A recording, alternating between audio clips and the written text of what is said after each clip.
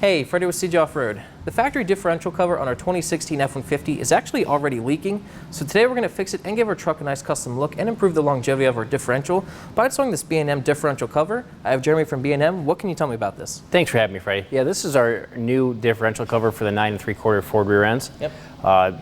Gives you a little bit of extra capacity for the fluid, helps keep the rear end. It has a fill plug and a drain plug to help service the rear end a lot easier. Comes with all the hardware.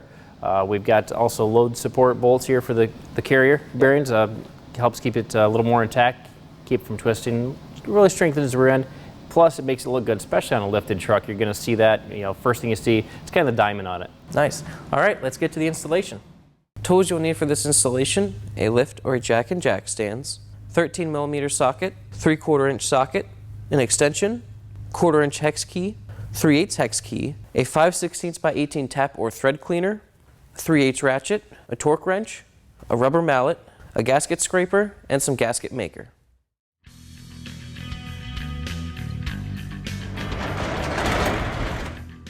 All right, so we got the truck up in the air. We have our oil catch in place along with some cardboard just in case. What's the first thing that we do? First thing is we'll pop off the clips that are holding the ABS wire to the rear end cover. Okay. Get that up out of the way so we don't catch it with the pan or anything like that at all. And then just start removing the bolts. Easy enough. We're going to leave one bolt loose on the top of the cover and then remove the rest so we can lift it forward a little bit and let it drain rather than removing the entire cover and making a big mess. Okay, now we've got everything loosened up a little bit. When you're doing this, you don't have to worry about dropping a bolt or anything. The new kit comes with all new hardware. Awesome. So you can just save this for another job, throw it in the trash, whatever you want to do. Cool.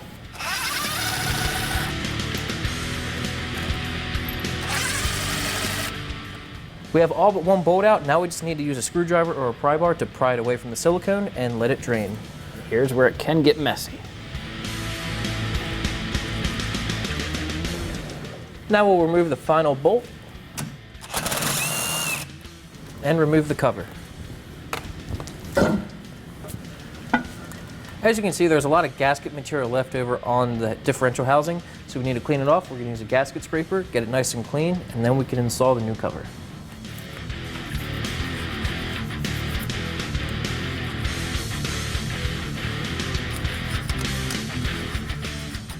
Once you scraped everything off, give it a nice wipe down with a microfiber rag or a lint-free towel. Make sure the surface is nice and clean.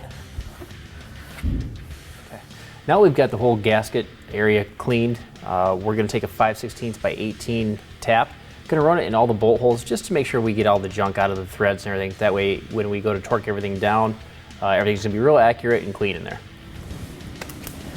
So we're getting ready to put on our cover. One really cool feature about this I kind of wanted to show you is they've got load bolts in here. What these do is they go against the bearing caps. Okay. So when it's on, we can come here and you'll tighten these down just so it stays in place, comes in contact with this. That way it keeps everything structured, keeps it from deflecting at all. It just gives it more rigidity and more strength. Cool. Now we'll apply a nice bead of silicone all the way around the whole cover.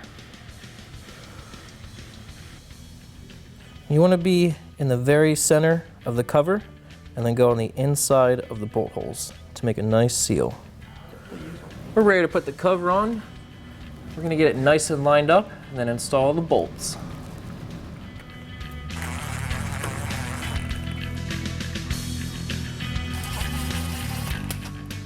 Jeremy got all the bolts started. I'm going to tighten them down and then torque them to 15 foot-pounds and torque them in a crisscross pattern. Now torque them all to 15 foot-pounds. Alright. Now that Freddy's got all the bolts torqued down to spec, what we're going to do is go ahead and tighten in these load bolts. We're going to put a little dab of silicone on them just before we run them in. What you want to do is run these in until they stop. But once they've stopped, we're going to torque them down to 5 foot-pounds. Alright. Torque the bolts to 5 foot-pounds. Yeah, you want to be real careful with this. If you're getting more than 5, it could cause extra fatigue on the bearing caps, where they run out a little bit faster. Yep. Okay, now we're going to put the jam nuts on. Go ahead and get these tight, torque them down to 5 foot-pounds. We can now install our magnetic drain plug with a 1/4 inch hex key. It's now ready for fluid. We're going to put 75-140 fluid in it until it comes out of the fill hole. All right, and that's how you know it's filled. It's going to start coming out of the fill hole. That was about 7 quarts. Now we can install the fill plug. Then torque the fill plug to 20 foot-pounds. And your installation's finished. Now there's no longer factory hardware for the ABS line to mount to, so we're going to zip tie it to the brake line.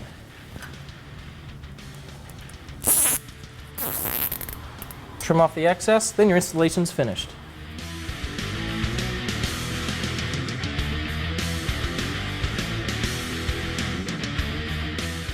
Okay, Freddy, so we've got this installed, everything's torqued to spec, we've got the ABS wire up out of the way. Yep. What do you think? You know, installation really wasn't that bad. I love the way it looks. It looks absolutely killer.